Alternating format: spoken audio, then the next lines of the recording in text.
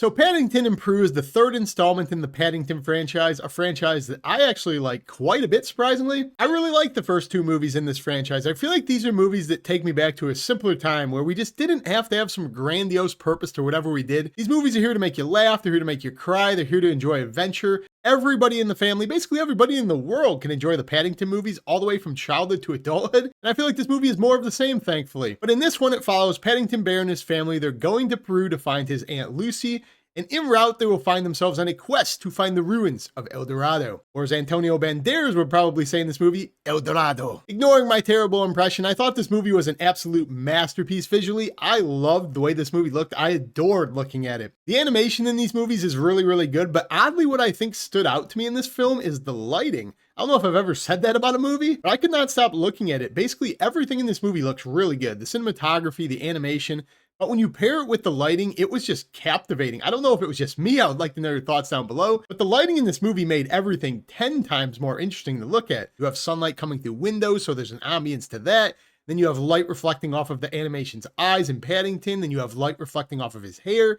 It just made the whole movie look really cool, really bright, and it added like a life and like a vibrance to a movie I did not expect. Again, maybe it's just me, but I thought it added a really cool layer to animation that I don't normally see in animations. It gave this style its own unique feel. Shadows of the forest, the way it was constantly contrasting sunlight through the leaves of the jungle. It all was just really, really cool to me, and it worked, and I was really engaged with the way this world looked. It was immersive. And like this franchise is kind of known for at this point, it pairs that animation with the slapstick style of comedy, which makes a really unique blend, especially for like a young adults movie. In this one, it kind of all runs through the dad, in my opinion. There's an on-running gag reel of jokes going on with his fears and overcoming risk that will eventually come full circle. And I found them effective enough because I did chuckle at a couple of the bits that eventually paid off. On top of that, you have Antonio Banderas. He's doing his thing. He's another part of this comedic relief, playing this absolutely insane tour guide who's obsessed with gold. This guy's an absolute caricature, but I feel like he actually fits into this film. The dude's definitely giving it his all. You can see it. This guy is not selling out whatsoever. He's giving his all to this film, even though it is a kid's animated movie. And I got a kick out of his performance, even though, as I said, it is a little over the top. It is a little bit cartoony, but it does fit exactly into this movie's tone. I already mentioned the plot of this film. It is pretty generic. You just have Paddington and his family going to Peru to look for his aunt. And I think that is actually the weakest part of this film. I feel like the plot is pretty paper thin.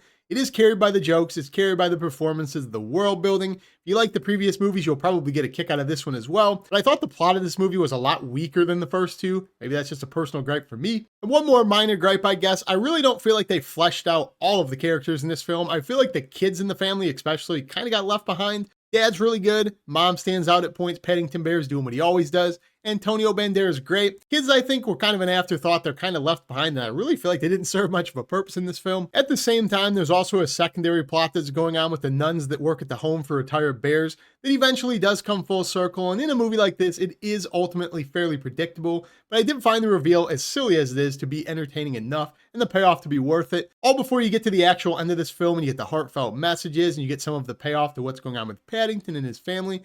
I think it's something that the majority of families that go to see this will be satisfied enough with. So overall, to keep this one brief, I will say, if you're somebody who has a family, you have a kid, even if you're just a single adult and you like these films, I think this movie is more of the same. I think it is kind of a shoe-in home run that you'll also like this one as well. It's got great animation. It's got some interesting gag bits that eventually pay off. Story's a little bit thin, but let's be honest, that's not really why we're here for these movies. We're here for the vibes. We're here for how it makes us feel. We're here for the message behind it. I think Paddington in Peru is a fun enough time, and I had a good time with it. I would recommend you go out and check it out. If you guys have seen Paddington in Peru or you like this series, comment down below. Let me know what you think of them. And as always, if you haven't subscribed yet, join me down below. I love talking movies with you, but I will see you in the next review.